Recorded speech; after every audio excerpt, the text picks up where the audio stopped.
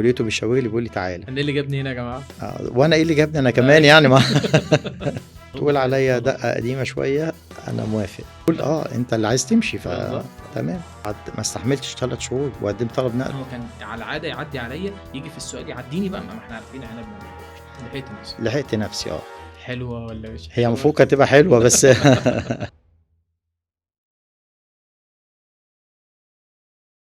السلام عليكم ورحمه الله وبركاته. ازيكم يا شباب؟ يا رب تكونوا بخير. بنكمل مع بعض بودكاست ملهم. ضيفي النهارده حد عزيز جدا عليا، من الناس اللي انا اتعاملت معاهم عن قرب وليا معاهم مواقف كتير جدا، ومتاكد ان قصته تستاهل وهيطلع منها حاجات كتير جدا تكون ملهمه لينا ونقدر نستفيد منها حاجات كتير.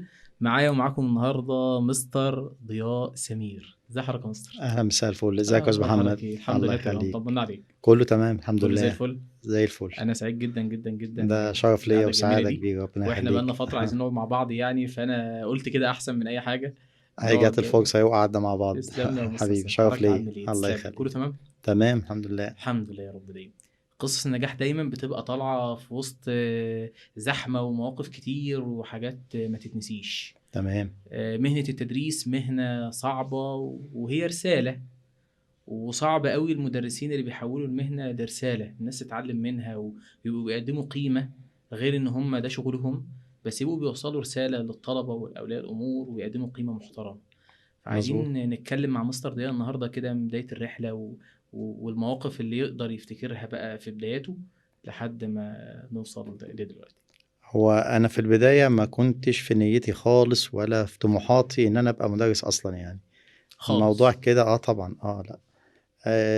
زي اي حد في ثانويه عامه، كل طموحي وكل امل الاسره فيا ان انا اطلع دكتور واخش كليه طب يعني. بس يعني تأمن بتأتي الرياح بما لا تشتهي السفن يعني. فببص لقيت انا في الثانويه العامه حصل شويه تقصير في الاخر كده مني انا، وانا بعترف بالتقصير ده. ثانويه عامه سنه كام يا مستر؟ انا سنه 85 86. 85 86. وطبعا كانت ثانويه عامه بخلاف النظام اللي احنا ماشيين بيه دلوقتي خالص يعني. كانت السنه على بعضها وسنه واحده. طبعا ودخلت علمي علوم، وطبعا مستنيين الدكتور. طبعا مستنيين الدكتور، واحنا كنا 3 بنتنافس دايما على المراكز الاولى في المدرسه. ما شاء الله. يعني فاكر الدكتور اسامه قناوي ما شاء الله، كان حد عبقري جدا. ما شاء الله. الاستاذ صابر البتبساوي حد دخل كليه اثار وحاجه كبيره جدا. وانا كنا احنا ال3 دايما المتنافسين يعني. حصل ضربه معايا في اخر شهر كده في المذاكره. انا بعترف ان انا قصرت يعني في المذاكره ده، فمجموعي نزل عن مجموع طب يعني. فطبعا كانت مأساة، نقول صدمه. كلمني عن اليوم ده. حضرتك رحت النتيجه، التفاصيل، رد فعل الاهل ايه؟ هو طبعا النتيجه كانت بتجيلي قبلها بشويه يعني، لان كان والدي في تربيه وتعليم وكان قياده كبيره يعني، فكان جايب لي النتيجه قبلها، ودي كانت حاجه يعني حلوه ولا مش هي المفروض كانت تبقى حلوه بس بس لما قال لي المجموع بتاعي طبعا اتصدمنا يعني. ونظره ماما ليا ساعتها يعني ان يعني ده الدكتور اللي كنا مستنيينه يا ضياء. عايز اقول لك النظره دي لن تنساها. لن انساها، وكانت الدافع ليا بقى فيما بعد. يعني انا دلوقتي دخلت في تحدي مع نفسي عشان ارضي ماما ان انا لا، انا حد كويس. انا حد كويس. انا التقصير حصل، الدروب حصل، بس دي مش شخصيتي، وده يعني مش اللي انا كنت مستنيه. كانش فيها اياميه فيها تحسين والكلام ده يعني. فطبعا اخترت كليه تربيه مشاوره كده مع الاسره ان احنا ايه الافضل. اخش تعديل الخطه بقى. اتعدلت الخطه، دخلت تربيه قسم. طبعا كان زمان علوم وتربيه، مش حاجه اسمها تربيه لوحدها يعني. الكليه كان كليه علوم وتربيه. كانت 87 86 ده كانت كليه علوم بقى في المكان القديم اللي هي عند أيوة مطاحن كده بالظبط. تمام. فدخلت بقى كليه علوم وتربيه، وانا كان درجات حلوه قوي في الكيمياء والفيزياء، فعلى طول دخلت قسم كيمياء وفيزياء. ومن اول يوم بدأ بقى التحدي يعني. انا داخل كليه تربيه مش علشان انجح، لا انا لازم اتفوق يعني. التقصير اللي حصل بشكل بسيط في اخر الثانويه العامه هيبقى طاقه ضخمه جدا هتتعوض خلال الكليه. بالظبط كده. فالحمد لله بقيت بجتهد جدا في الكليه، وبعمل اللي عليا وبزياده شويه برضو، علشان يعني اثبت لنفسي برضو ان انا كويس وانا احسن من كده يعني. فالحمد لله مشيت بتقديرات على طول جيد جدًا، وكنت أول الدفعة. إحنا كنا دايمًا دفعتنا كانت حوالي 100، 100 وشوية يعني، كنت أول الدفعة. كنت أنا وفي واحدة كمان معايا فاكرها اسمها إيمان من منوف، كانت ضياء وإيمان، إيمان وضياء كده على طول نتنافس يعني. والحمد لله جيد جدًا طول ال4 سنين، ما شاء الله. وضاع بقى مني مرتبة الشرف على درجات بسيطة كده. والحمد لله اجتزت كلية علوم وتربية بتقدير عام جيد جدًا، ما شاء الله، ما شاء الله. وسلكت بقى في طريق تدريس يعني. هل بقى مستر ضياء كان يتخيل وهو في كلية تربية وعلوم إن هو في يوم من الأيام هيوصل إنه يبقى مدرس تحت إيده أجيال وبالشكل اللي إحنا فيه النهارده؟ ده أنا كنت والّا مصمم على كده، ده ده تصميم، أنا مصمم على كده برضه تعديل باتحدى الخطة نفسي للوصول؟ بالضبط أصل يعني مش هاتنيني طول عمري عايش بقى في بدلة الفشل اللي كنت فيها في ثانوية عامة إن أنا ما جبتش اللي أنا عايزه، فكان لازم أتحدى نفسي ولازم كنت أبقى حد ناجح يعني، فدوّرت دايمًا على حتة النجاح دي. طيب في الجامعة عندنا بقى في السن ده بالذات في تفاصيل كتير جدًا بتفرق في تكوين الشخصية. بالضبط فمن معاملة مع دكاترة كويسين، دكاترة قاسيين شوية، من أنشطة طلابية ومهارات وهنا بيتكوّن الفكر عند الإنسان في المرحلة دي تقريبًا. فممكن ندردش بقى عن أهم المواقف اللي حصلت مع مستر ضياء في مرحلة الجامعة. في مرحلة الجامعة أنا دارس لي ناس بصراحة يعني ناس بروفيسورات يعني، يعني اللي عايش منهم واللي ربنا يدّي له الصحة واللي توفاه الله، لكن كلّهم بصراحة ناس ممتازين ويمكن باتقابل معاهم لغاية دلوقتي. دكتور أمين العدوي طبعًا. كان معيد أياميها علينا، الدكتور إبراهيم طنطاوي ده بروفيسور كبير جدًا يعني حد عالمي يعني مش عايز أقول لك جامعات الدول كلّها ما بتتهافت إن شاء هو الله. يعمل هناك أنا بقى أنا أي علوم وبعدين أنا درسوا لي في بعض المواد، تمام، فليّا تمام. الشرف يعني طبعًا. وكان معانا كمان دكتور إبراهيم كان بيدرس لنا organic، ده اللي حببني يعني إيه بقى كيميا عضوية، يعني ده اللي ده فهّمني كان يعني البذرة.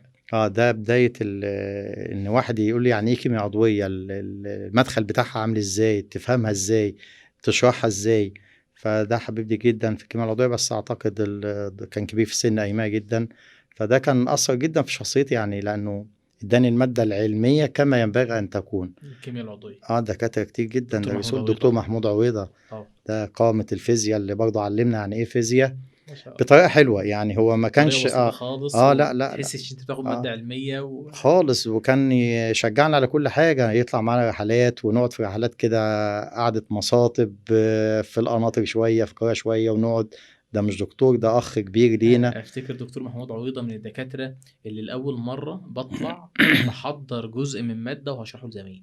فده آه، كان يعني فضل بعد ربنا للدكتور محمود عويضة فعلًا، كان مادة خواص المادة. بالضبط كان ما بيدّينا. المواقف دي يعني مش موجودة عند دكاترة كتير.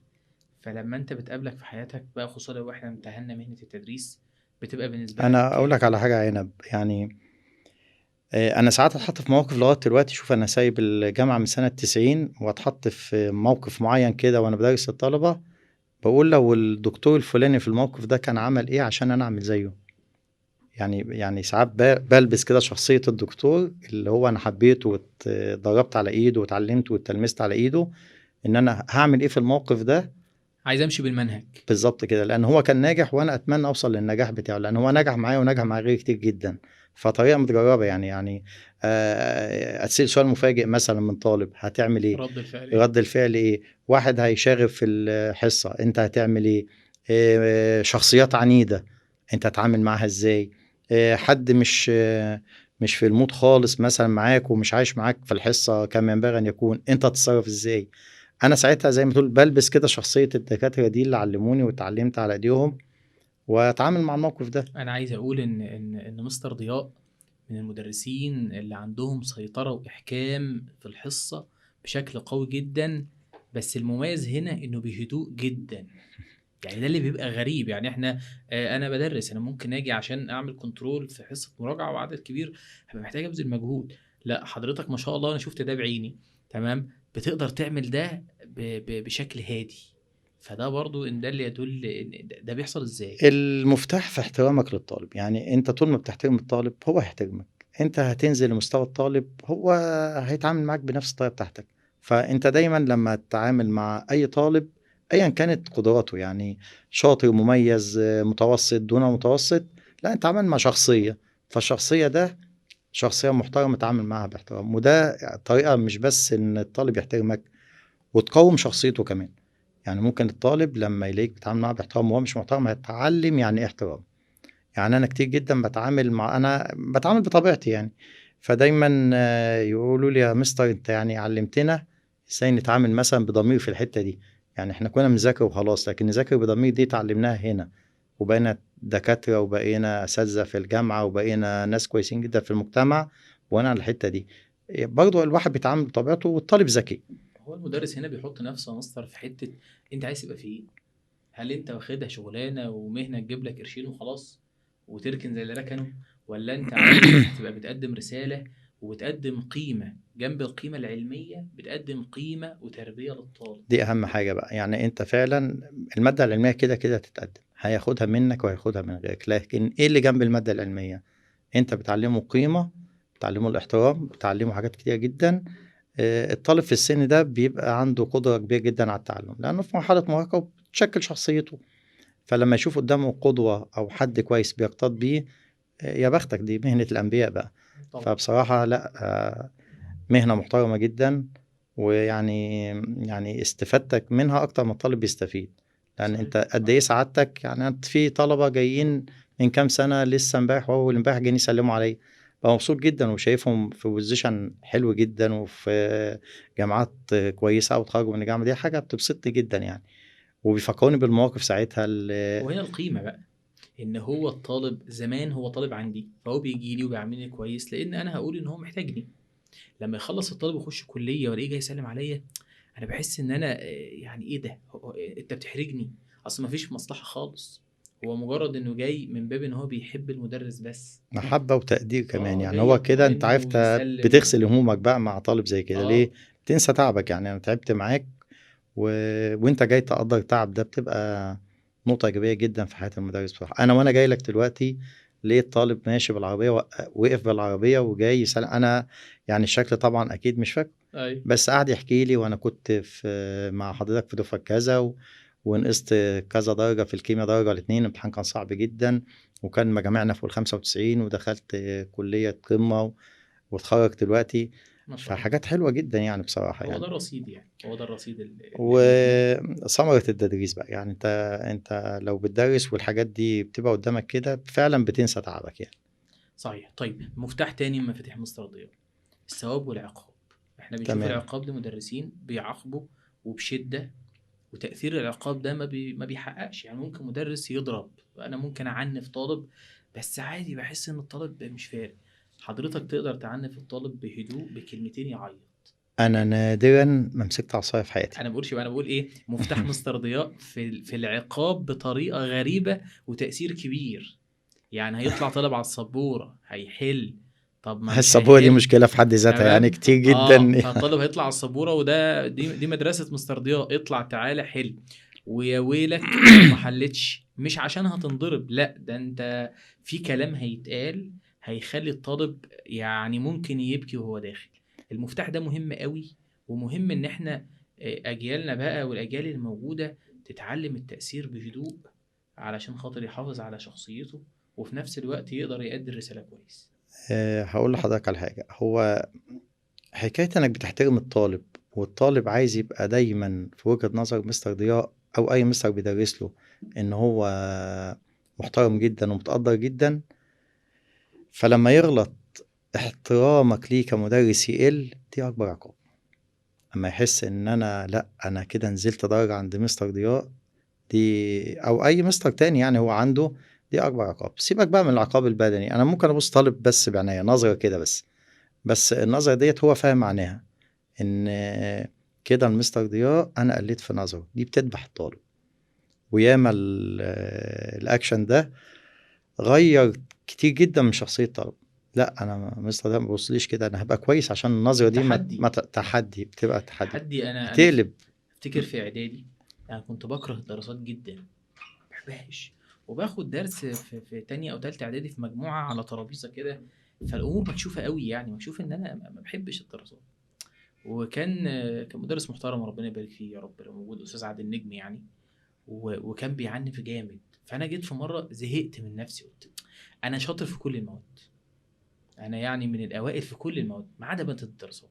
فصعبت عليا نفسي، روحت البيت خدته تحدي، انا الحصه الجايه هروح شاطر يعني شاطر.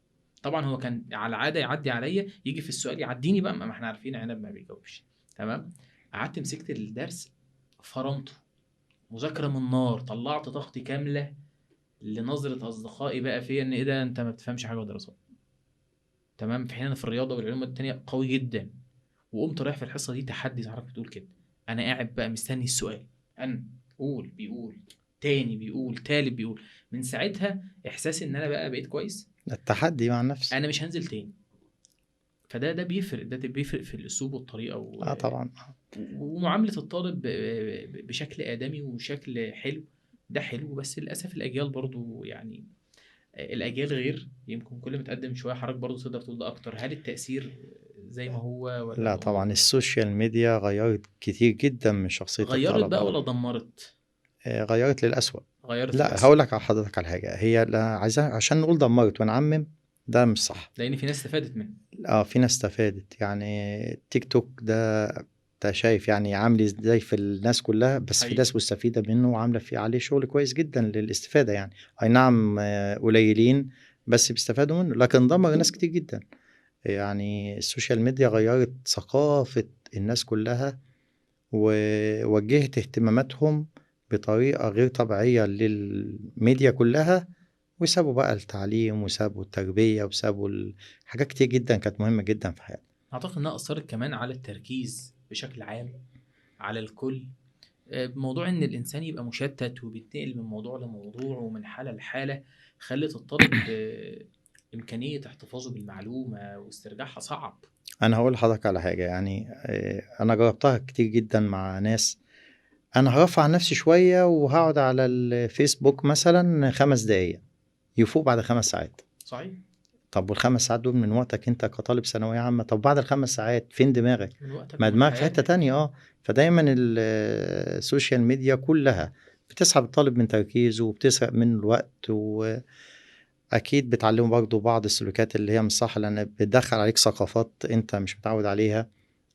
فطبعا لا السوشيال ميديا ده يعني سلاح ذو حدين، بس للأسف احنا خدنا منها الحد السيء يعني. اتمنى يبقى في نضج بقى والناس تبدا تفهم شويه. دور الأسرة يا ده أستاذ مهم، محمد، ده مهم، دور واحنا دور جايين الأسرة نتكلم فيه كمان شويه، لان هو ده الرقيب فيه، هو ده المنشأ. مم. هو ده اللي هيطلع منه بيتقالوا ده صح وده غلط، وهيتساب بقى على بوصله يا عالم توديه يمين ولا توديه في اتجاه تاني. هرجع للجامعه شويه. اتفضل. الانشطه الطلابيه غير بقى المواد العلميه وتاثير الدكاتره. كلمني عن مستر ضياء في الجامعه، انشطه طلابيه ورحلات وحاجات زي كده، كان بيعمل ايه وده اثر عليه ازاي؟ تمام. هو بص حضرتك، يعني أنا فترة الثانوي والإعدادي كنت منغلق جدا، يعني رحلات قليلة جدا. يمكن ما افتكرش أنا طلعت رحلة واحدة فترة الثانوي دي خالص، دي كانت اول رحله. والإعدادي والكلام ده أنا كنت في شنوان، يعني أنا اتربيت في قرية شنوان. فبحكم إنها قرية مقفولة على قدنا كده، يعني حاجة بسيطة جدا، أنت مفيش انفتاح خالص. حتى كان شبين نفس القصة، يعني كان كلها مجتمع مقفول كتير مجتمع عن كله دلوقتي. مقفول لما رحت الجامعة بقى لا بدأ الموضوع يختلف شوية. لا في رحلات بنطلعها مع زمايلنا، بنقضي يوم حلو، بنيجي مغيرين المود خالص، تبدأ بعدها يوم جديد بنفسية جديدة. طاقه متجدده. بالظبط، بتجدد طاقتك يعني. لا نشاط الطلاب اللي كان معانا في الجامعة كان حلو جدا، وبرضه بحدود، يعني احنا كنا بنطلع لا رحلات مشتركة، بس في قيم، في أخلاق، بنحافظ على زمايلنا جدا وزميلاتنا جدا. لا اللي طالع دي أختي واللي طالع ده أخويا. وحتى الآن على فكرة احنا علاقة مع الناس دي لغاية حتى الآن يعني. مم. يعني بنات وولاد لا احنا مع بعض دلوقتي، علاقة لأن ود واحترام احنا بدأنا مع بعض بالثقة دي، ان احنا اخوات مع بعض، فتننا اخوات مع بعض، اتعلمنا يعني ايه اصول برضه. يعني دي زميلتي يبقى دي اختي.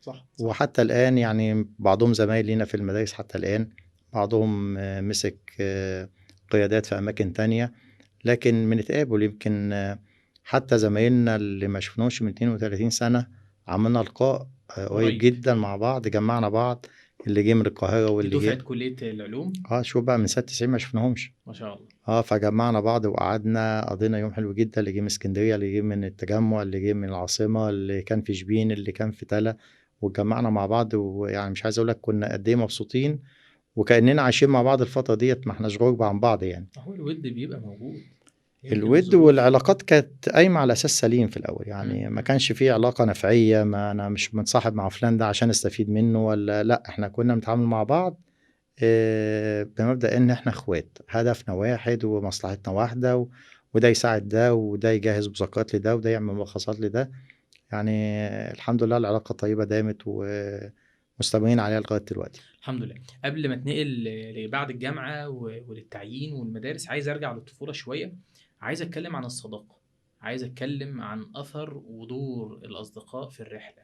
إمم. الصديق حاجة من الاتنين، هو الصاحب ساحب، يا إما هيسحبني في اتجاه إن أنا أبقى أحسن واتجاه إنه يقربني للنجاح أكتر، يا إما يسحبني في الاتجاه التاني. وهنا بقى بتبان النشأة والتربية في إنك تاخد القرار، هل هتنساق ورا الكلام ده ولا هتاخد القرار إنك لازم تبعد ولازم بتاع. فكلمني عن الصداقة وأكتر الأصدقاء اللي يمكن في مرحلة وحضرتك صغير فرقوا مع مستر ضياء سمير. آآ أنا في مرحلة إعدادي كده كنت اتعرّفت على شخصية محترمة جدًا، يعني عايز أقول لك أثّر فيّا ووجّهني كمان في حياتي بشكل كبير جدًا، كان أستاذ جمال حسن شريف، وكان معايا الأستاذ وجدي عزجولة، كان لاعب كبير دول في موجودين المقاولين، دلوقتي. موجودين. الأستاذ جمال شريف يمكن طلع على المعاش بعد فترة بسيطة، ما شاء الله. وده مدير عام في مديرية الصحة، حد محترم جدًا. ده كان بقى القدوة والمثل بالنسبة لنا، يعني أنا في الموقف ده أعمل إيه، الحكاية دي يعني أنت فاهم في إعدادي أنت لسه بقى شخصية هلامية بتتشكل يعني. هما كانوا من سن حضرتك لا، أصلا؟ لا، لأ، كانوا أكبر منّي بحاجات بسيطة يعني سنتين، 3 حاجة هل زي بقى كده. كانت وكانت علاقة الصداقة دي بالنسبة غريبة، لك يعني إنّك أنت إزاي تصاحب صاحب حد ناس أكبر مش في منّك سنك؟ بس يعني أنا كان دايمًا والدي معايا وهو بيوجّهني، يقول لي: "طالما ما تعملش حاجة غلط ما تسمعش لكلام حد، إيه يعني أكبر منّك؟" وكُنّا مع بعض في البيوت، يعني هو كان عندي في البيت على طول أو أنا عنده في البيت، فالأسر متابعانا كُلّها. ف يعني الصداقة هنا كانت عامل مؤثر جدًا في شخصياتنا كلنا، يعني إحنا أثّرنا على بعض، بس أنا أكتر المستفيدين من العلاقة دي. لأن أنت كنت الأصغر فيهم الأصغر سنا. وباتعلّم بقى الاحترام على الأصول، وباتعلّم الأدب على الأصول، الواجب كمان علموني يعني إيه الواجب، الحاجات دي كلها، الواحد شربها منهم نشأة مش صداقة ممكن توصل لحد الأخوة آه. وأكل وشرب وقاعدين مع بعض وحتى الآن بقى بعد كده لمّا عملت علاقات صداقة مع ناس تانية كانت على نفس الأُسس ونفس المبادئ، يعني أنا ليّا أصدقاء زي ما باقول لك من أول التمانينات يعني، ولغاية إمم. دلوقتي إحنا ماشيين مع بعض. ما شاء الله. يعني نسأل على بعض ونعايد على بعض ونفطر في رمضان مع بعض والأفراح بتاعة ولادهم وولادي على طول موجودين. لأ، إحنا الصداقة دي كنز للي يستثمرها صح. الصداقة فعلًا حاجة كويسة جدًا، جدًا، جدًا، بس تختارها صح. تمام. طيب بنقول إن حضرتك كمدرس ليك أثر كبير جدًا على الطلبة وبتنبسط من موقفهم معاك وإن هم ما بينسوش المواقف دي، في حين أنت ممكن تكون ناسي الكلام ده. عايز بقى أرجع لمستر ضياء وهو طالب في إعدادي وطالب في ثانوي، مواقفه مع المدرسين اللي معلمة معاه واللي فاكرها لحد دلوقتي وأسامي بعضهم، لأن الكلام ده أكيد كان ليه يعني كان ليه جزء في شخصية مستر ضياء وفي رحلته، وخصوصًا بقى لما امتهن المهنة دي، إن بدأ دايمًا أنت قُلت لي كنت باقارن بمواقف دكاترة في الكلية، فأكيد طبعًا، كنت بتقارن بشكل وبمناهج مدرسين في إعدادي وثانوي. بالضبط. يعني مثلًا وأنا في إعدادي درِّس لي الأستاذة وفاء ويليام، دي درِّست لي علوم. حضرتك كنت في الإعدادي مدرسة إيه الأول؟ أنا كنت أياميها زي ما باقول لحضرتك في شنوان، مدرسة أحمد عرابي الإعدادي بشنوان. تمام. الأستاذة وفاء ديّة علّمتني يعني إيه علوم، وعايز أقول لك أنا في يوم يعني غلطت غلطة، حاسبتني على الغلطة دي بعقاب جامد أوي، كانت نقطة تحوُّل بقى، يعني أنت ضياء هيغلط هيتحاسب، حاسبتني جامد أوي على الغلطة ديّة، ومن ساعتها عرفت يعني إيه ما أغلطش في حصة ميس وفاء، ليه؟ عشان أنا باحب الميس دي وبتعلّمني بضمير، فما ينفعش أغلط في حقها، فزي ما تقول النقطة دي أثّرت فيّا يعني. اترسخت عند حضرتك في طبعًا، تعاملاتك لحد دلوقتي مع الطلاب. هي كانت بتعمل اللي عليها كويس أوي في الحصة، ما عندهاش هدف غير إنها تفهّم الطالب، بتتعامل معانا بضمير جدًا، الواجب اللي هتديه لي لازم أعمله، فلمّا أغلط في واجب والّا حاجة كأني غلطت في حقها هي، عاقبتني عقاب جامد. طبعًا دارس لي كمان عمالقة، ميس سيسيل في الحقيقة مثلًا، مستر سيد في الرياضة، ربنا يديله الصحة. يا رب. لا دارس لي ناس عمالقة فعلا يعني، ربنا يديهم الصحة اللي عايشين ويرحم يا رب المتوفين منهم يعني. دول اللي علموني عن ايه تدريس بجد يعني. يا رب.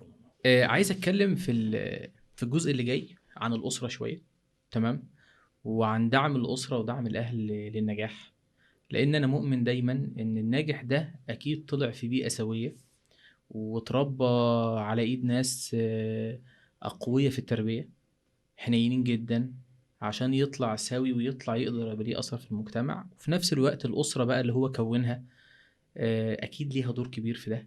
فانا حابب ابدا الفقره دي بريكورد كده او ريكوردين هسمعهم لحضرتك، وبعد كده نبدا.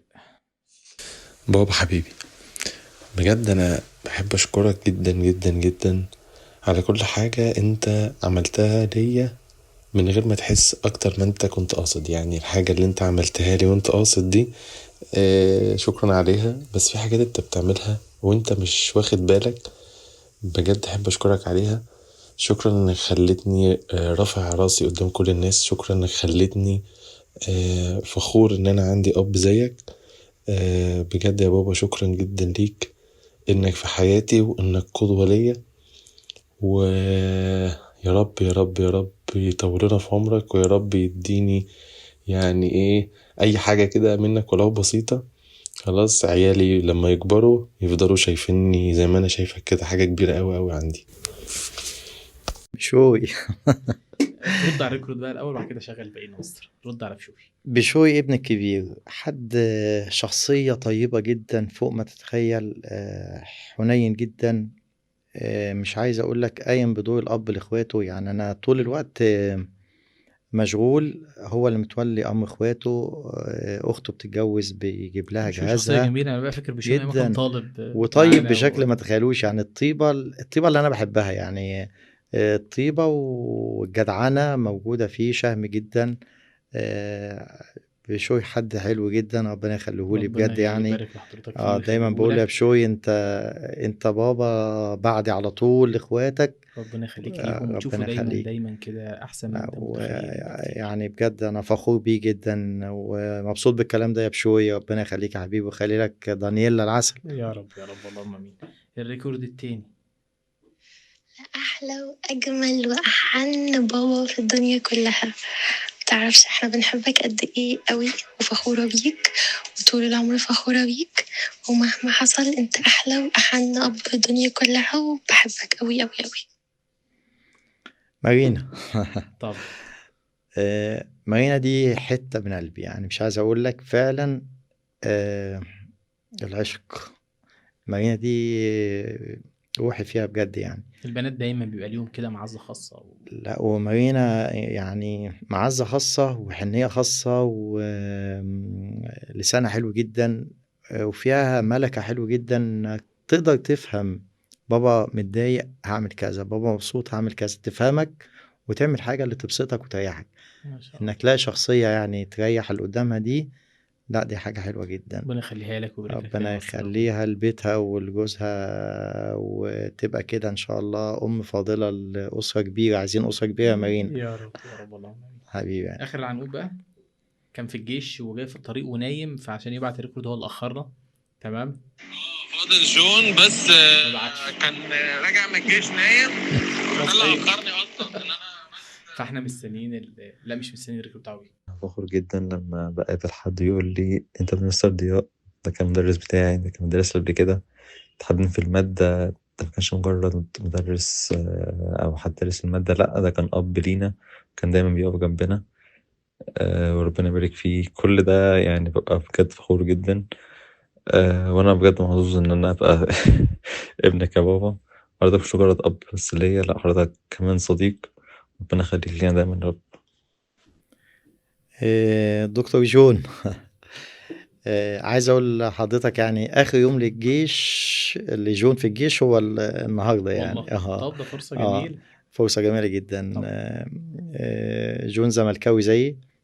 طبعا. يعني احنا فعلا اصحاب، ويعني هو حد حلو جدا وطيب جدا.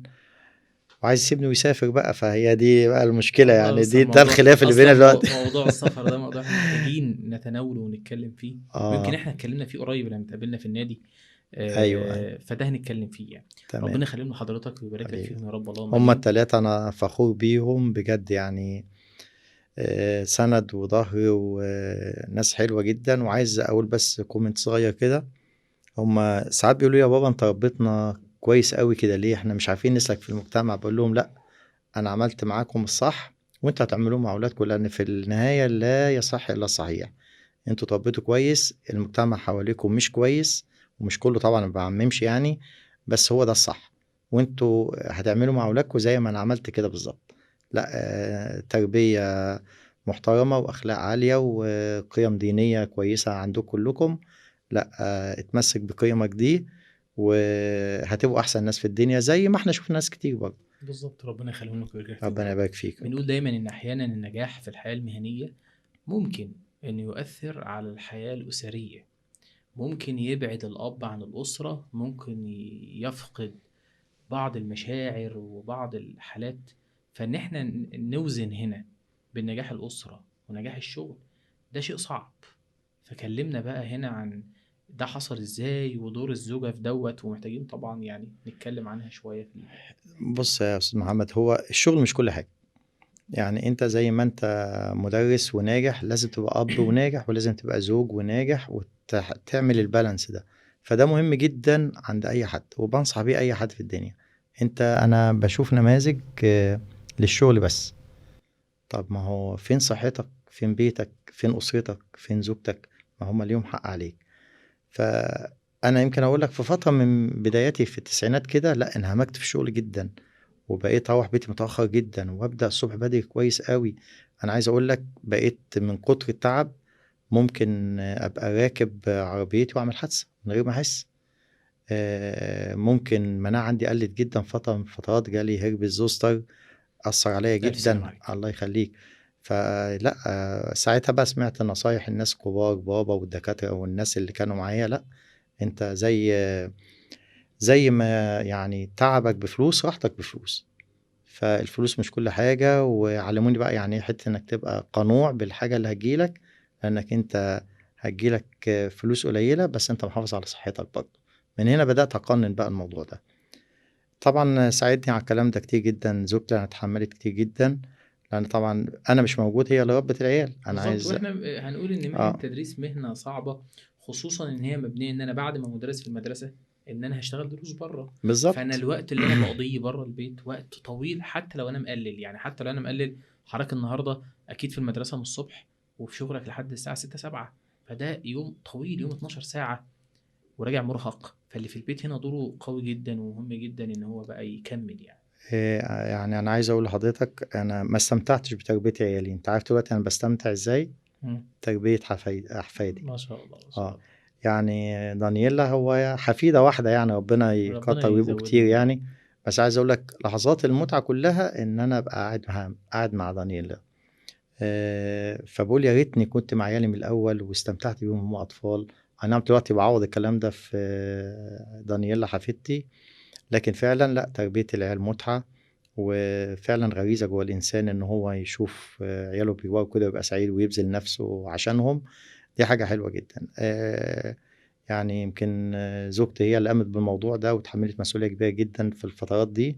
بس أنا ما خدتش وقت طويل جدا إن أنا أضيع نفسي في الشغل، لا لحقت نفسك. لحقت نفسي احنا كنا ويعني نضغط على مستر ضياء عشان يزود مجاميع وهو كان يرفض، وده كلام انا كنت شاهد لا عليه لا طبعا، أنا عايز أقول وده كلام لحضرتك نحترمه ونقدره جدا طبعا. أنا مستمتع بحياتي جدا دلوقتي لأن مقلل الشغل قوي على قد يعني ايه ما انا عايز. يعني انا هي معادلة، بالظبط صح. هتلاقي فلوس مش هتلاقي صحة، هتلاقي صحة مش هتلاقي فلوس. فانت تعمل البالانس ده عشان تعيش حياتك برضه، واحنا عايزين نعيش حياتنا. عشان فكرة تحافظ على احنا مدرسين لينا علاقات بكل زمايلنا، ناس عظماء جدا في المجال يعني، وكلهم مقتنعين بكده برضه رغم ضغوط الحياة والناحية الاقتصادية، ضغط على الناس كلها وكل حاجة.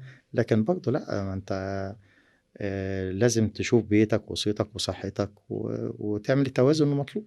اكيد طبعا. طيب هنتكلم عن الاهل بقى، الوالد والوالده وتاثيرهم عليك ومواقف الطفوله اللي انت ما تنساهاش، واللي حفرت جوه مستر ضياء حاجات كتير جدا. هو النهارده هو بيتعامل مع اولاده بيبقى فاكرها، هو النهارده بيتعامل مع طلاب بيبقى فاكرها، وحاسس ان الحاجات دي ظبطت بقى عنده الوجهه زي ما بنقول، وخليته يمشي على الطريق الصح. آه الله يرحم والدي والله يرحمها والدتي، اتنين عظماء جدا جدا. انا يعني لو قعدت اتكلم كتير جدا مش هوفيهم حقهم والله بصراحة. عشان جابوا حد عظيم زي حضرتك مصر. الله يخليك يا استاذ محمد. آه والدي كان حد محترم قوي.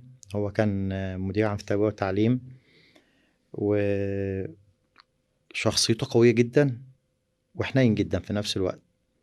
يعني عايز اقول لحضرتك علمني يعني ايه تبقى قوي وحنين في نفس الوقت.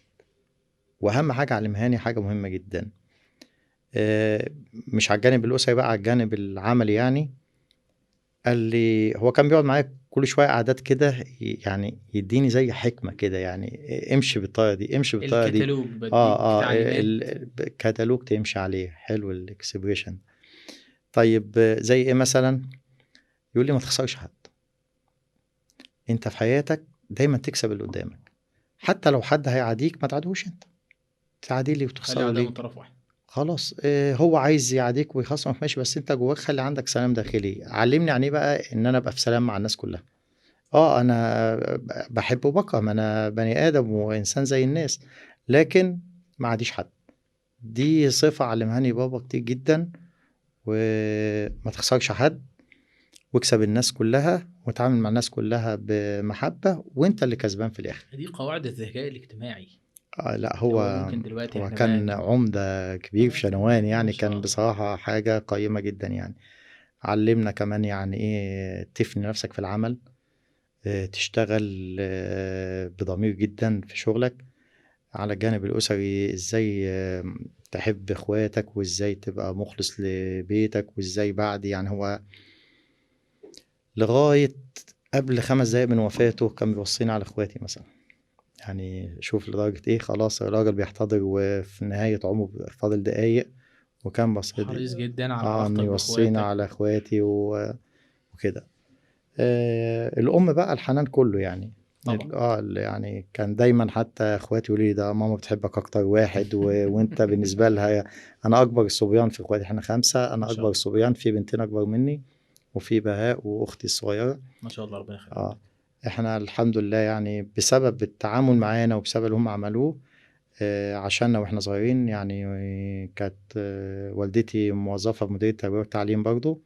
كانت ترجع من شغلها يمكن بلبسها جهز لنا الأكل، وعشان ناكل عشان نشوف شغلنا. فاحنا شايفين حاجة. شمعة كده بتنصهر علشان شغل تنور لنا الصبح البيت. ورعاية بالليل وتنزل سوق وسهرانة وتشوف. مستنية اللي جاي، وبتجهز اللي ماشي الصبح بدري بالظبط.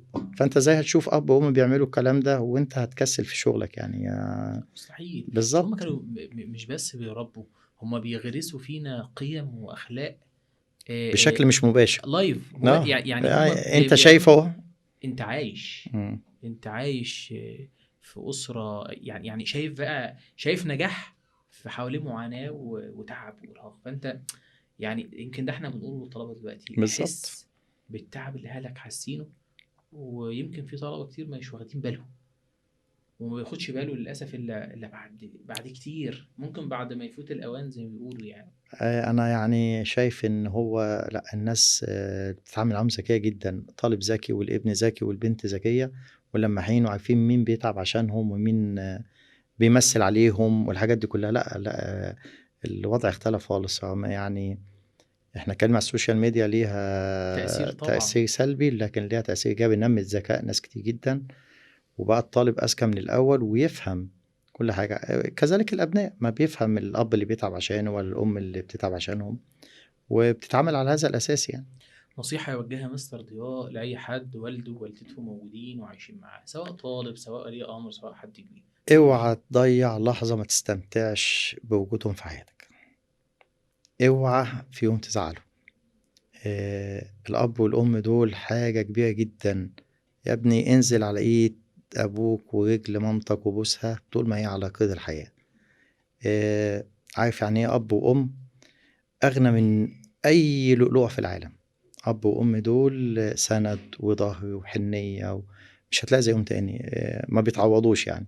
يعني عايز اقول بعد وفاة بابا انا حسيت ان ضهري اتكسر فعلا يعني حسيت فعلا ان انا بقيت شيخ كبير يعني. عجزت فجأة. عجزت فجأة. كان في 2003 تقريبا يعني. انا ساعتها حسيت ان انا كبرت 100 سنة وشلت مسؤولية. انا في الاول كنت اجي من شغلي بس اقعد عند بابا كده، حصل كذا وده كذا والمشكلة الفلانية تحس ان لا، المشاكل بتتحل بالكلام. انا مجرد ما احكي له خلاص المشكلة خلصت. انا افتكر ايام جيشي كنت يوميا لازم اكلم بابا في اول فتره مركز تدريب، وانا طولت 3 شهور. 3 شهور يوميا لازم اكلمه في التليفون، حصل كذا وكذا، طب اعمل كذا، تسوي كذا. فاللي تسوى ايه هو بقى؟ تسوى ايه الحكاية دي في حياة البني ادم؟ لا. كتير لا. كتير يعني حاجات ليها قيمه كبيره. بجد اللي بس يقدرها، اللي يقدرها اللي يقدرها فعلا، اللي فعلا يقدرها. يعني. طيب خلصنا جامعه على خير، وبعد كده بقى مستنيين التعيين، ومستنيين مرحلة الحصاد زي ما بنقول بقى، ان احنا هنشتغل وهنقبض وهنتوج بقى التعب والمجهود ده عشان نبدأ في الحياة المهنية. نتكلم عن التربية العملي الأول وبعد كده نطلع لموضوع التعيين. احنا زي ما قلت لحضرتك كنا جروب في الكلية كده كويس، فنفس خلينا جروب مستر زي ما قلت يا عنب، مفيش حضرتك ده مستر كده. عنب يا عنب حبيبي يا ماشي. مستر، اتفضل. عنب من الشخصيات الحلوة جدا اللي بتعامل معاه من فترة. حد ذو قلب نقي ولسان معسول، حد أنا بحبه وبحترمه على مستوى كبير جدا حبيبي يا بصراحة مستر، يعني. ده شرف ليا مش بقول والله. الكلام ده عشان قدام الكاميرا، هو عارف علاقتي بيه شرف ليا، انا عارف وعازمني والله. في رمضان على الفطار على فكرة. حصل عارف. آم، احنا كنا جروب في الجامعة ونفس جروب بنروح مع بعضنا كده تربية أي عملي. مدرسة تربية عملي يعني. فبحكم إن بابا كان ماسك مدير مدرسة أحمد عبد الشنوان، قال تعالوا عندي. هو مش عشان واسطة بقى مستر. خالص، بابا مش من النوعية دي، خلي بالك يعني. ده جاي حاجة عشان صعبة. يعلمني. ده طبعا. كان عشان يعلم. انا عايز اقول لك تعالوا عندي عشان ابقى انا بقى اوريكم التربيه العامله عامله ازاي. انا اقول لك على اكشن حصل كده برضو. يعني انا بعد التربيه العملي وتعينت، كنت في فتره تعينت في نفس المدرسه بتاع بابا، بعد ما استحملتش 3 شهور وقدمت طلب نقل من ورا بابا. والله وزعل جدا. انا قدمت ليه؟ لكن انا تعبان مش قادر. هو في البيت حاجه وفي الشغل حاجه تانية خالص، يقول لي عشان تتعلم يا احنا بابا. كلنا انا واخواتي هربنا من كليه الزراعه عشان هي الموضوع ده. هي دي هي بابا انا دكتور في هربت كليه فعلا. الزراعه وانا واخواتي لينا كليه الزراعه، لا مفيش زراعه. الوحيده بقى اللي ربنا كرمها سارة دخلت زراعه كانت عند حضرتك، دكتور. ربنا كرمها الحمد لله الاولى وتعينها اليوم ده باذن الله. ربنا يكرمك انت ربنا كمان. فعايز اقول لك التربيه العملي كانت نقطه فاصله في حياتي بجد يعني اول حصه كنت هخش تربيه عملي في حياتي كان فصل متفوقين في احمد عوف الشنوان، وفصل سنه ثالثه اعدادي. فصل متفوقين. انا عايز اقول لك فيهم بعض الناس دلوقتي دكاتره، ودكاتره في امريكا ودكاتره هنا في مصر. لا يعني ناس كبار جدا كمان يعني.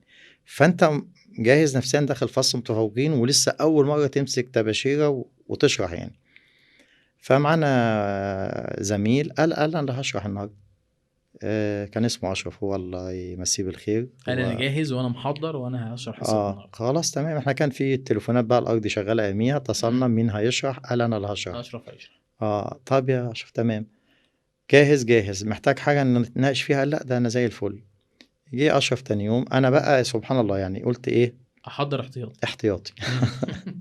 ودي برضو من نصايح بابا ليا يعني. ايوه. فالمهم اشرف ده مسك الطباشيره ولسه بيقول كلمه، لقى من هيبه الموقف كل المعلومات اتمسحت. ايوه.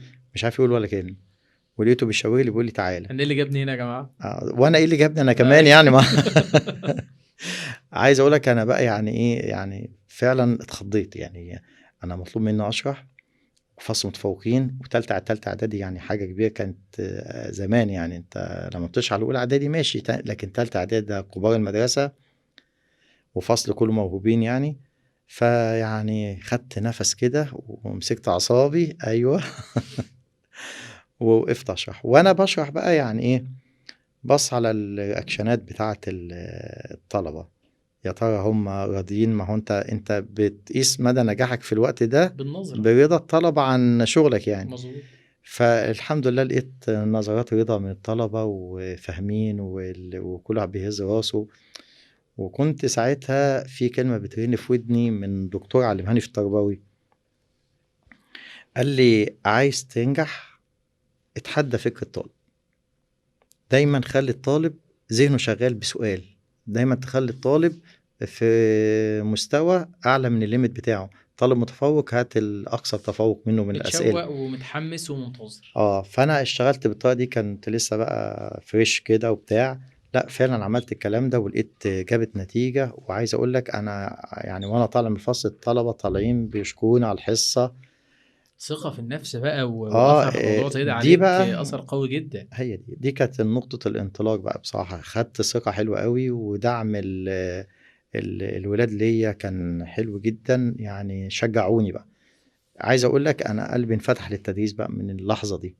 ليه؟ انا داخل في موقف صعب وثبت كفاءة حلوة قوي، وشايف رضا من زمايلي قاعدين طبعا في الفصل برضه بتوع التربية العملي، وموقف مش بتاعي، انا مش المفروض انا اللي اشرح، بس انا شرحت فغيرت مني كتير جدا جدا جدا يعني. من هنا بقى كانت الانطلاقة.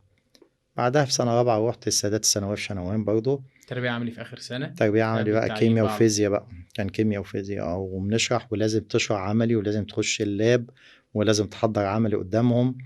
يعني بجد كانت لحظات بالنسبة لي أنا ممتعة جدا جدا جدا. أنت عارف ميلاد مدرس، ده لحظة ميلاد دي مدرس النشأة يعني. بقى على اول الطريق المهني زي ما أول بيقولوا. الطريق المهني تمام. جينا بقى في التعيين، سنة كام التعيين واول مدرسة تعين فيها مستر ضياء؟ أنا خلصت كلية سنة 90. تمام.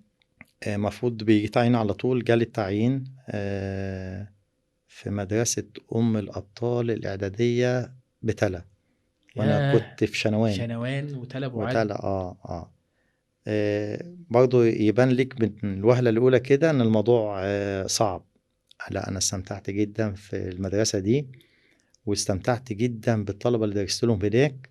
وعايز أقول لك يعني أنا بحن المدرسة دي كده. يمكن لما أنا رايح في اتجاه طنطا ومعدي على تل لازم أعدي أبص على سور المدرسة كده واليافطة بتاعتها. تحس ان في روح كده.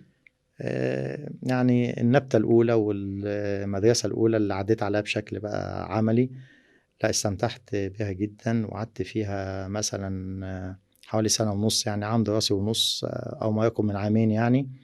استمتعت فيها جدا واكتسبت فيها خبرات حلوة قوي.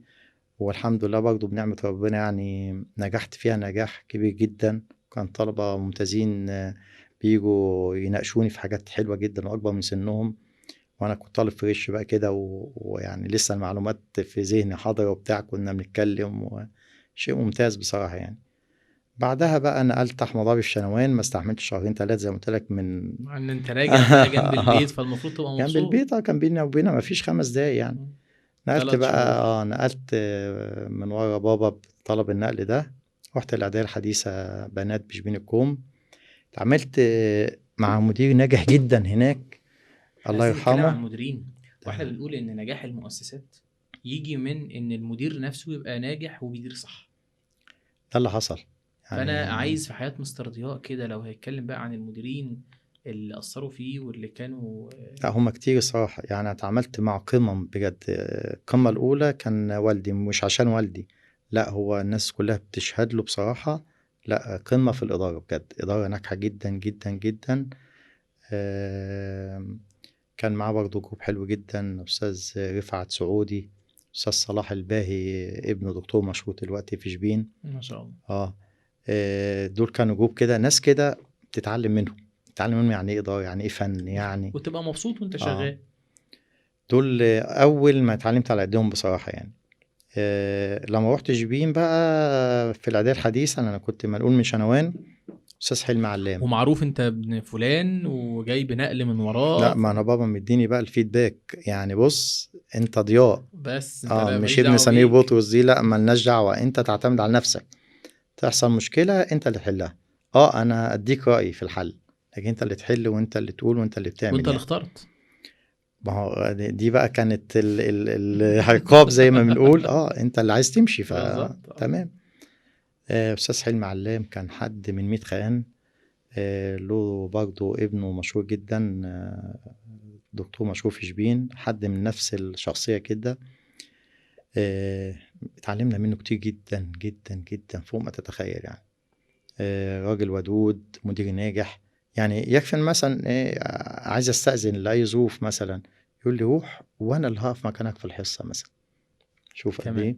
في يعني حين حد تاني ممكن يعمل لك مشاكل لمجرد انه عارف واقول ان انت لك شغال بعد المدرسه. اقول لك على كمان حاجه حصلت. اما رحت المدرسه ادوني اسوأ فصل في المدرسه في الخطه بتاعتي. اسوأ فصل حاجه زي الخدمات كده، حاجه مم. اسمها الاعداديه المهنيه. خلاص. يعني قال سن لي صغير يعني كنت خبرت في التدريس سنه ولا حاجه يعني، وادوني اسوأ فصل. كمان مرحله عمريه صغيره. يعني مرحله الاعدادي دي مرحله انت عشان تسيطر عليها، مش بنقول ثانوي وناضج شويه وكده، لا ده صغير. تشجيع الاستاذ حلمي ليا بقى في الوقت ده، اللي هو كان مدير المدرسه ساعتها، وطبعا نصايح والدي خلتني اطلع بالفصل ده للاوائل. ما شاء الله. كلهم طلعوا اوائل. يمكن انا فاكر بعض اسماء من منى وهند والجيل الاول اللي طلع. تخيل مقفلين علوم في ثالثه اعدادي وهم مهنيه دول يعني داخلين بمجموع اقل من مجموع الانتقال من سته ابتدائي لثالثه اعدادي. ايوه معظمهم ما بيعرفش يكتب.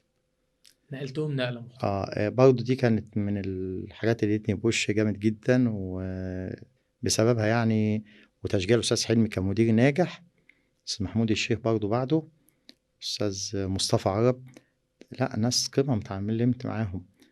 ومن اقوى القمم كمان اتعاملت معاها فعلا يعني، ربنا يديله الصحه، استاذ عاطف جورج. طبعا يا رب. حد كده يعني مش عايز اقول لك يعني، اللي عايز يتعلم يعني ايه مدير يروح للاستاذ عاطف جورج. بجد حد لا يختلف عليه اتنين بصراحه.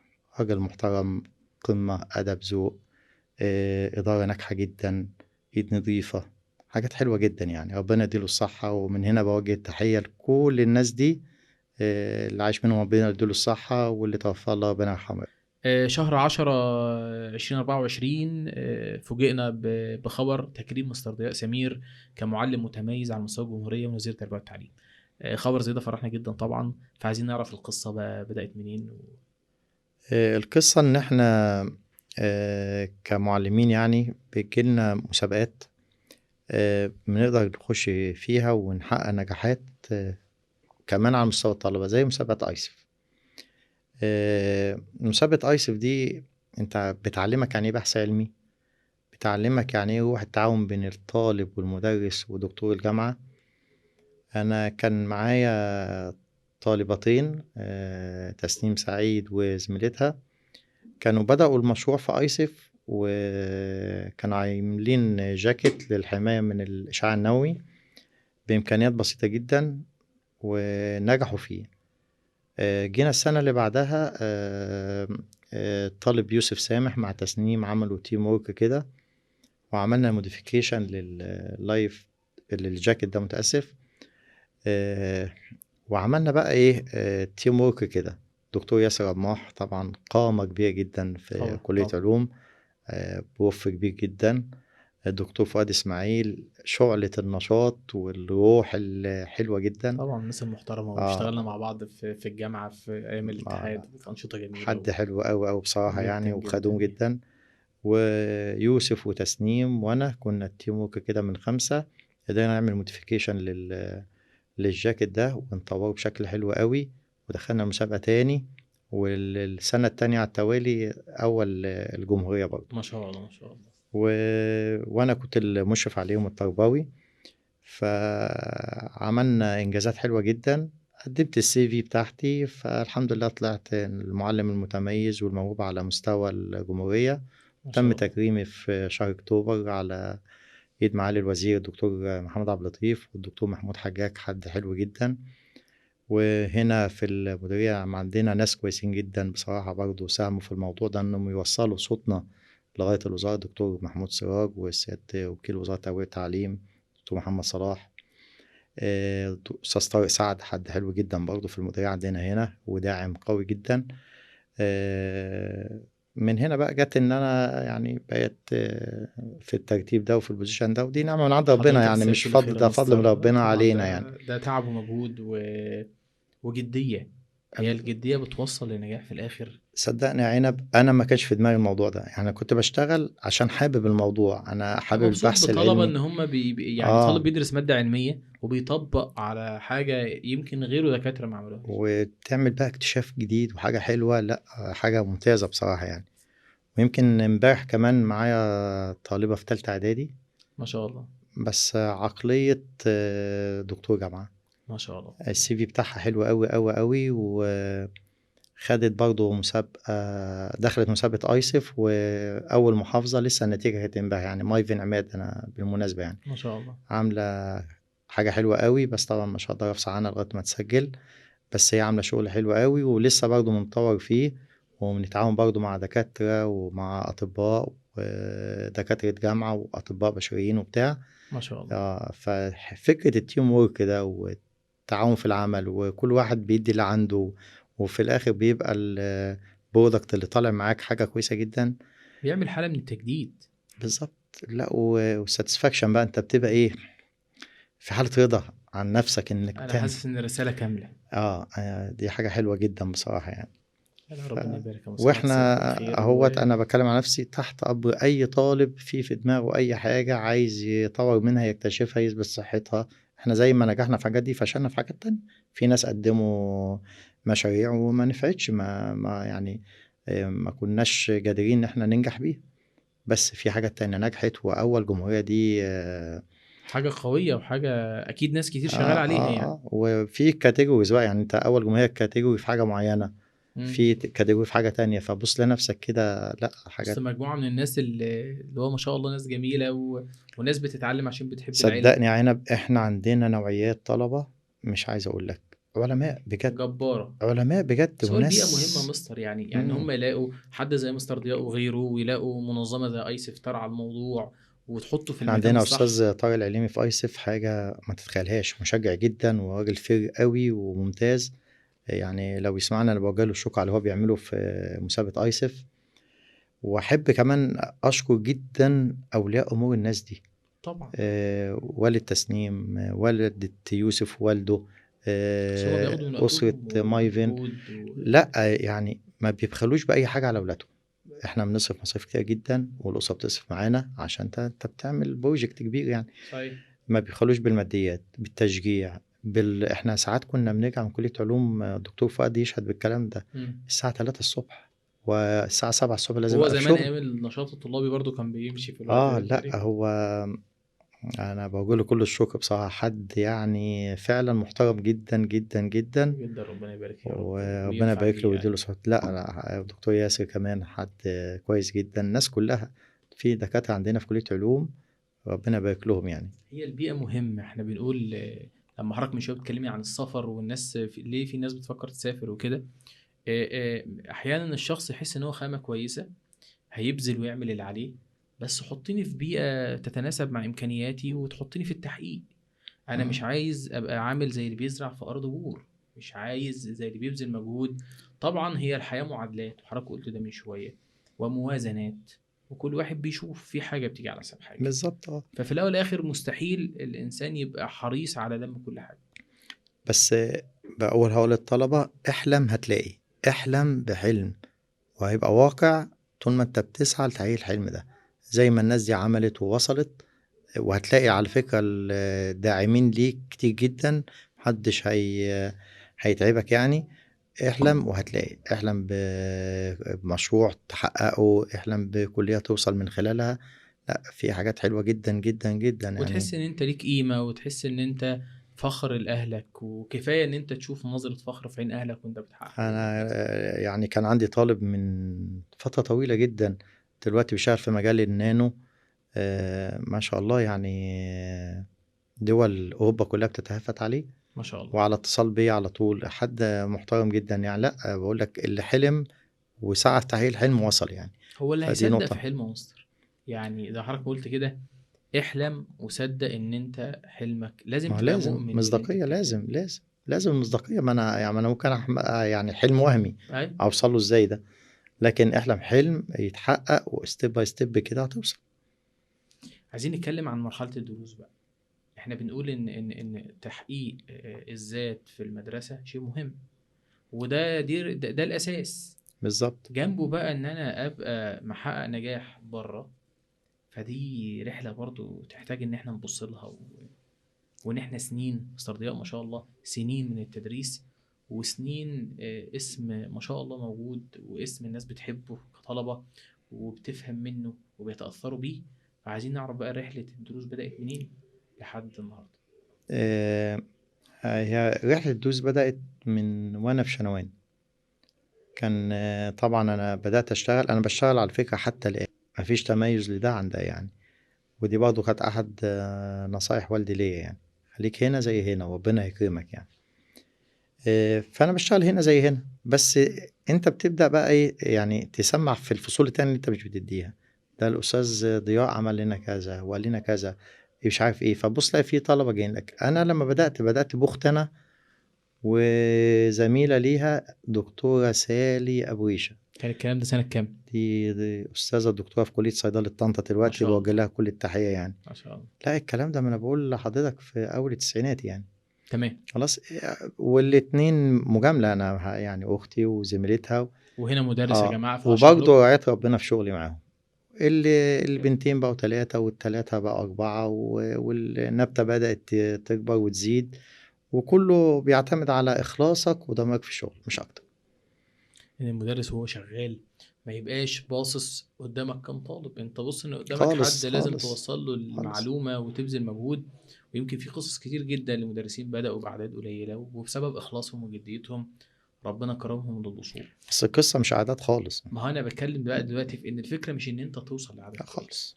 فكرة ان انت تحافظ وان انت تفضل سمعتك واثرك عند الطالب هو الاثر الطيب والقيمة العالية. لان هنا المعادلة الصعبة، مش الصعب انك تشتغل. والنهارده بقت الوسائل كتير جدا للمدرس يشتغل. الاستمرارية طبعا الاستمرارية والسيرة او السمعة كويسة، لان ده مهم. جدا طبعا. ده مهم أكيد. وده اللي بيبقى في الاخر. وتقنع الطالب يعني دايما. حط في ذهنك الطالب ده له عقلية لازم تحترم، وتقنعه باللي انت بتقوله ده. يعني هتشرح كيمياء ما تبقاش بالنسبة له كيمياء بقى الحاجة المعقدة دي. طول ما انت بتقنع الطالب انت عند الطالب حاجة كبيرة جدا يعني، بتحترم فكره كمان. سنة الكورونا كانت سنة كلها تحديات لا ربنا لا يعيتها ايام. وكانت صدمة بالنسبة لناس كتير. بس انا بقول في مجال التدريس ان اول من اصيبوا بضرر الكورونا كانوا المدرسين والمدارس والاماكن القائمة على التعليم، لان ده كان اول نشاط تم اغلاقه بالكامل ووقفه بالكامل ايام الكورونا. السنة دي غيرت مفاهيم كتير جدا عند الناس، واكيد مستر ضياء برضو كانت في السنة دي كانت ليه وقفة في حاجات كتير. هو طبعا اتقفلت جميع مراكز والسناتر كلها في أياميها، وكنا قبل الامتحانات بحاجة بسيطة كنا في شهر جدا. 3 والامتحانات كانت في شهر 5 أو 6. وانت المفروض بتقفل بقى منهجك وبتراجع في خلال شهر ولا حاجة كمان، فجأة حصل اللي حصل ده. طيب أنا بدأت أعمل إيه بقى؟ بدأت أنزل فيديوهات على اليوتيوب مجانا للطلبة. ظهر ساعتها زوم، ما كناش نعرف الزوم ميتنج الابليكيشن ده، بقينا نعمله ونساعد الطلبة على قد ما نقدر طبعا، لأن كانت كان الموضوع فجأة وما كانش حد عامل حسابه. يعني عايز أقول لك بقيت كل دقيقة بتلقط هنعمل إيه، طب ادوني فرصة أفكر هعمل إيه. طب أنا يعني وعدت. ويمكن أنا اتصبت بالكورونا دي 3 مرات مثلا، منهم مرة كانت صعبة جدا جدا جدا. يعني كانت مؤذية جدا صحيا وعلى مستوى التدريس طبعا. الطلبة اتبهدلت جامد يعني. بس يعني اهو كبوة الله ربنا ما يعيتها تاني يعني. يا رب اللهم امين. اشتغلت اونلاين مع الطلبه ايام الكورونا شويه في زوم ووسائل تانية. عايز اعرف التجربه دي برضو اثرها عند مستر ضياء ايه، لان ده يمكن دارج دلوقتي ويمكن الناس دلوقتي ناس كتير شغاله اونلاين. ساعتها كان الموضوع قليل. هتقول عليا دقة قديمة شوية، انا موافق. ليه؟ انا مش مقتنع قوي بموضوع الاونلاين. انا طول ما التواصل المباشر كده مع الطالب شايفه وشايفني وبنتناقش مع بعض وبنطلع معلومة مع بعض كده، ده افضل جدا من الاونلاين. الاونلاين مفيد في بعض الحالات لكن مش مفيد على طول يعني. انا لجأت ان انا بشرح اونلاين وزوم وكلام ده للضرورة القصوى اللي هي ظروف التوقيت اللي حصل فيه قفل السناتر ده. وما كانش اونلاين بمعنى الاونلاين زي دلوقتي بالامكانيات اللي موجودة يعني. ده انا يا طلبة انا موجود معاكم وطمنوا بس مش اكتر يعني. لان كان مهم جدا انك تطمن الطلبة في الوقت ده. بالظبط. لكن فكرة الاونلاين دي في التدريس لا، اذا ما كانش التواصل مباشر بين الطالب والمدرس بتاعه، ما اعتقدش التعليم بيبقى. ممكن تدعم التواصل المباشر بشغل اونلاين حتى لو انت مش معتمد على الاونلاين بشكل كامل. هل دي بالنسبه لحضرتك فكره مقبوله ولا حتى دي لا؟ يبقى الاونلاين جزء من تعليمك للطالب. مظبوط. مش كله. لا طبعا. لكن لو كل التعليم كده اونلاين انا بقول تعليم كامل عشان عايز يبقى نضج من اونلاين وعشان الطالب، ينجح. هو عايز جهد من الطالب وعايز سيستم ونضج، قوي عايز من الطالب يبقى عارف مصلحته فين، ومش الفيديو شغال وانت وانت نايم. نايم في مره يوم كورونا شغال اونلاين، وبعدين انا بحب انده للطلبه واسالهم عشان يبقى التفاعل قوي يعني. كله فاتح المايكات فيا فلان كان اسمه يوحنا 10 دقايق اختفى. فعادي تمام، فات ربع ساعه ظهر. فانا عادي قلت بقى مايك فصل، حصل حاجه. فبعدها بكام يوم والدته معلش ده يوحنا بس نزل يجيب حاجه لما حضرتك ندهت عليه. فعايز اقول لها يا دكتوره يا ريتك ما قلتي لي. لا انا يعني بقول لك الاونلاين بالنسبه لي 10% من التدريس مثلا بس انا اعتقد كفايده. انا ما بنهكش دلوقتي نهج الاونلاين. يمكن اللي جاي اعتقد اللي جاي هيبقى بقوه اونلاين رايح لحته ان الاونلاين موجود وان الناس تتعود عليه. لكن طبعا مما لا شك فيه ان انا اما اقعد مع طالب وجها لوجه واتكلم معاه تفهم من الطالب الرياكشن بتاع وشه ده بيفهمك حاجات كتير. هو فاهم محتاج انك تعمل بريس شويه على المعلومه دي، محتاج تعيدها تاني، محتاج شويه اسئله على المعلومه دي ولا لا. في حاجات كتير انت بتحتاجها من الطالب يعني. اكيد طبعا اكيد. انا مبسوط جدا جدا يا مستر باليوم النهارده، ومبسوط ان انا اتعرفت على حضرتك اكتر وان احنا قدرنا نطلع الكلام الجميل دوت. واتمنى يكون اليوم برضو كان لطيف وخفيف. الانبساط كله والسعاده لي انا عنب. اولا انا قعدت معاك الفتره دي، ما قعدناش مع بعض بقالنا فتره طويله. ده حقيقي. النقطه التانية انت رجعت لي ذكريات حلوه قوي بصراحه يعني. لا يمكن كنت افتكرها لوحدي كده. طول ما احنا بنتكلم بنقلب كده في الذكريات القديمه. ربنا يديك الصحة، ويعني من نجاح لنجاح دايما. وأنا فخور دايما بمعرفتي بيك. حبيبي يا مستر، الفخر والشرف لينا ده شرف لي أنا. وربنا يخليك. ويا رب دايما كده أشوفك أحسن واحد في الدنيا إن شاء ربنا الله. يعزك يا مستر، اشوف حضرتك على خير ان شاء الله. ربنا يخليك. حبيبي يا مستر.